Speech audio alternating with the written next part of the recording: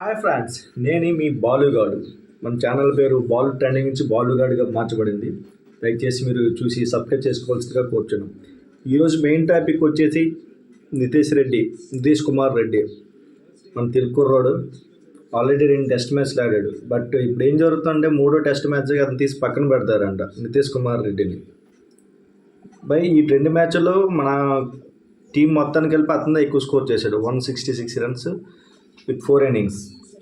అన్ని మ్యాచ్ల్లో బాగానే ఆడాడు. ఫస్ట్ మ్యాచ్లో 50 దగ్గరగా వెళ్ళాడు విరాట్ కోహ్లీతో స్కోర్ చేసి.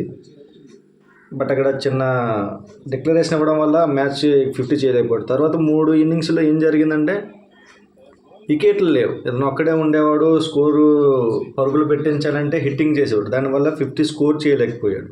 3 మ్యాచ్ల్లో దగ్గరకు వచ్చి కూడా 50 అవకాశాన్ని కోల్పోయాడు. కొట్టాల్సిందే వికెట్ అనుకుంటే చాలా మెల్లగాడు. సెంచరీ కూడా చేసగల సత్తా ఉన్న కుర్రోడు. అది 7th డౌన్లో దిగుతూ గుర్తుపెట్టుకోండి, 7th డౌన్. అటువంటిది 3వ మ్యాచ్ కల్లా బౌలింగ్ కోసం కావాలని అతను పక్కన పెడతాం అంటున్నారు మన బీసీసీఐ వర్గాలు.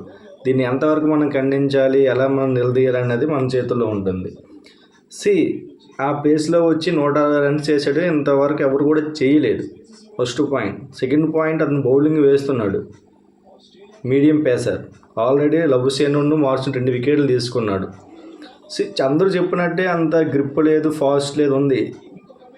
అందరూ రాగానే స్పీడ్కి వెళ్ళిపోలేరు కదా, టైం టేకన్ అవుతుంది. వచ్చాడు, బ్యాటింగ్ ఆడుతున్నాడు కదా, బౌల్ మీద ఫోకస్ చేస్తే ట్రైనింగ్ ఇస్తే వస్తాడు. అదే వచ్చి రాగానే 3వ మ్యాచ్గా తీసేసి పక్కన పెడదామంటే ఎవరు ఊరుకోరు.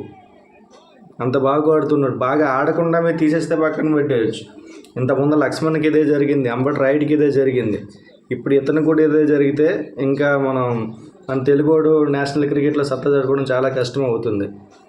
ఫస్ట్గా ఐపీఎల్ మ్యాచ్లో సెలెక్ట్ అయ్యాడు, వెంటనే తీసుకొచ్చారు. చాలామంది ఐపీఎల్ మ్యాచ్లు ఆడుతూ ఉన్న అవకాశాలు రావట్లేదంటే టాలెంట్ ఉండాలండి.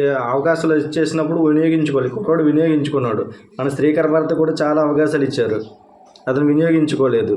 అట్లనే అతను మనం సపోర్ట్ చేస్తూ కూర్చోలేం కదా. ఇతను ఆడుతున్నాడు, బౌలింగ్ వేస్తున్నాడు, టాలెంట్ ఉంది, డిసిప్లిన్ ఉంది, అన్నీ ఉన్నాయి. అటువంటి కుర్రోళ్ళు మనం ఎంకరేజ్ చేయాలి.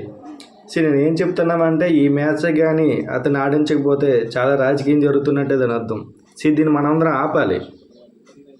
నేను తలుచుకున్నది ఒకటే, మన ఛానల్లో పోలింగ్ పెడతాం, ఒకసారి మీరు ఓట్లు వేసి చూడండి. 100% నితీష్ కుమార్ రెడ్డి ఆడాలనే పెడతారు. ఎందుకంటే అతను బాగా ఆడుతున్నాడు కాబట్టి. ఆడిన వాళ్ళు అయితే మనం ఎంకరేజ్ చేయం, మన ఛానల్ కూడా ఎంకరేజ్ చేయదు. మనం నితీష్ కుమార్ రెడ్డికి సపోర్ట్ చేద్దాం, టీంలో ఉండాలి ఖచ్చితంగా.